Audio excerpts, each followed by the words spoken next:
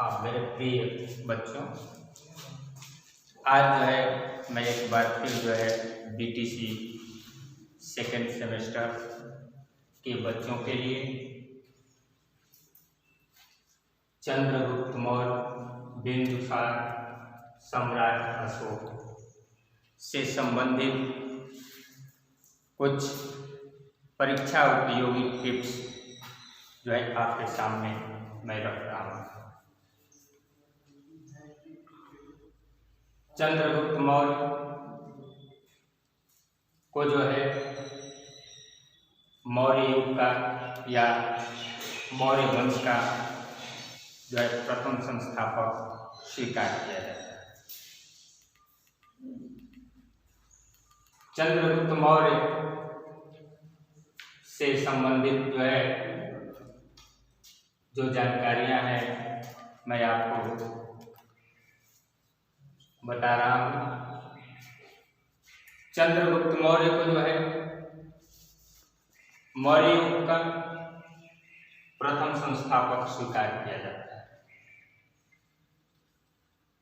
चंद्रगुप्त मौर्य का जो है शासनकाल 328 ईस्वी पूर्व से लेकर के 298 ईस्वी पूर्व तक था, और इसके बाद जो है चंद्रगुप्त मौर्य के बाद जो है उसका पुत्र बिंदुसार जो है उसके राजगद्दी को संभालने का कार्य किया। बिंदुसार का शासनकाल 298 ईस्वी पूर्व से लेकर के 272 ईस्वी पूर्व तक था। बिंदुसार के शासनकाल के बाद उसका पुत्र अशोक, जिसको जो है एक और नाम से जानते हैं सम्राट अशोक, सम्राट अशोक का शासनकाल जो है 268 ईस्वी पूर्व से लेकर के 232 ईस्वी पूर्व तक था। ऐसा स्वीकार किया जाता है कि मौर्य वंश के संस्थापक चंद्रगुप्त मौर्य एवं उसके पुत्र बिंदुसार का जो है शासनकाल बहुत थोड़े समय के लिए था, लेकिन बिंदुसार के पुत्र सम्राट अशोक का शासनकाल जो है सबसे लंबा था। सम्राट अशोक का शासनकाल में जो है उसने अपने शासनकाल में अपने राज्य का विस्तार जो है सबसे अधिक किया। सम्राट अशोक के उत्तराधिकारी कुणाल, दशरथ, संप्रीत, सलिशुक, देववर्मन, धतधन्वा, बृहदक एवं अंतिम मौर्य शासक। सम्राट अशोक के शासनकाल में प्रायः आप सभी जानते हो कि अशोक जो है कलिंग के युद्ध के लिए जो है सबसे अधिक विख्यात है। कलिंग का युद्ध ही एक ऐसा विकल्प था जिसने सम्राट अशोक के हृदय को परिवर्तित करने का कार्य किया।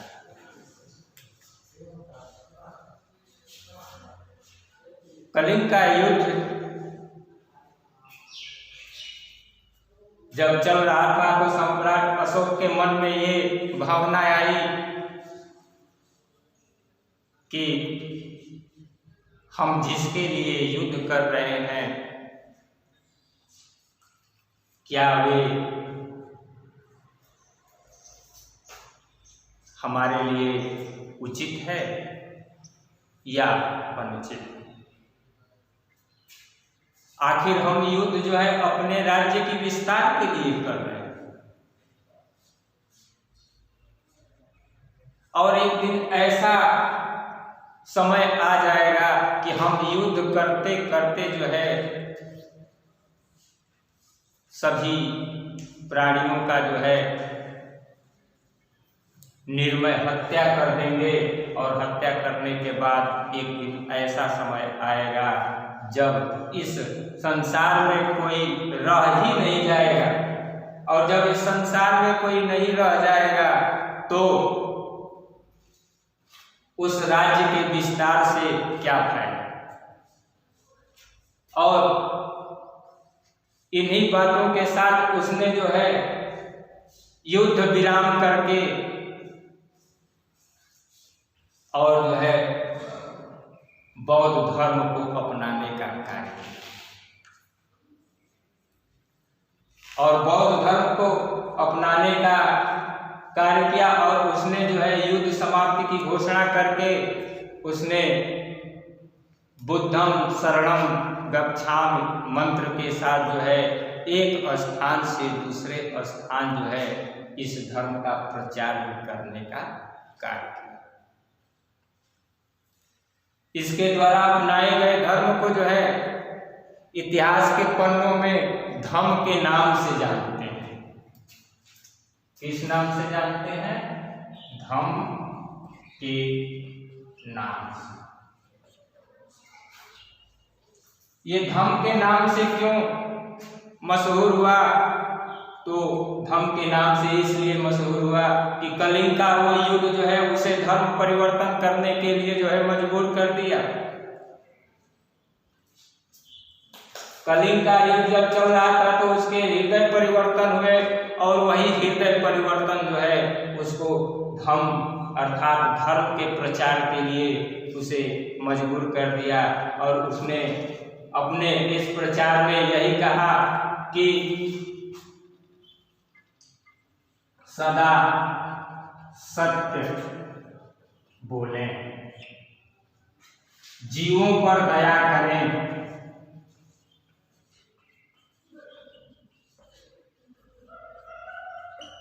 और इस प्रकार जो है एक देश से दूसरे देश में जो है अपने धर्म का प्रचार जो है करना प्रारंभ कर। उसके बाद हम आ जाते हैं संस्थापक चंद्रगुप्त मौर्य। चंद्रगुप्त मौर्य को मैं पहले भी बता चुका हूं ऊपर कि चंद्रगुप्त मौर्य जो थे मौर्य वंश के प्रथम संस्थापक थे। इनका शासनकाल 328 ईस्वी पूर्व से 298 ईस्वी पूर्व के मध्य था, और इनका जन्म जो है 345 ईस्वी पूर्व से, इनका जन्म जो है 345 ईस्वी पूर्व में हुआ था।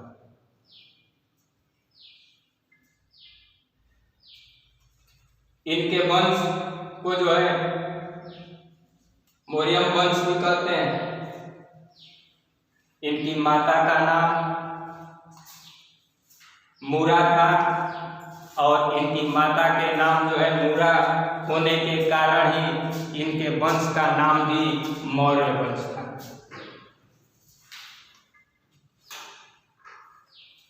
मौर्य वंश जो है इनकी माता के नाम पर ही पड़ा, इसलिए कहा जाता है कि चंद्रगुप्त मौर्य जब जो है इसकी स्थापना किए तो उस समय जो है इसीलिए उन्होंने अपने वंश का नाम जो है मौर्य वंश रखा। उसके बाद आते हैं चंद्रगुप्त मौर्य के राज्य विस्तार। तो चंद्रगुप्त मौर्य के राज्य विस्तार से संबंधित जानकारी यह है कि चंद्रगुप्त राज्य का राज्य विस्तार पश्चिम में हिंदू कुश से लेकर के पूर्व में बंगाल की खाड़ी तक था और उत्तर में हिमालय से लेकर दक्षिण में मैसूर तक इनका जो है राज्य का विस्तार था।